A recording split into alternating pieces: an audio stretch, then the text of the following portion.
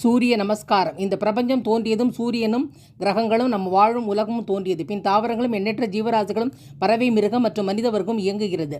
ஆகவே அனைத்து உயிர்களுக்கும் ஆதாரம் சூரியன் என்பது உண்மை. ஆதி மனிதன் கடவுளாக எண்ணி வழிபட்டது சூரியனைத்தான். மழை பொழியவும் தாவரங்கள் வளரும் காரணமாக இருப்பது சூரிய ஒளியே. இந்த சூரிய ஒளியை கிரகித்து நமக்கு நன்மை செய்யும் கேந்திரஸ்தானங்கள் அநேகம் நமது உடலில் உண்டு. அந்த கேந்திரஸ்தானங்களை வலுப்படுத்தும் சக்தி பிராணாயாமம். பிராணாயாமத்தின் முதல்படியே சூரிய நமஸ்காரம். ஆசனங்களும் பிராணாயாமமும் இணைந்து செய்வதுதான் சூரிய நமஸ்காரம் செய்வதால் பல அபூர்வமான பலன்கள் உண்டாகின்றன.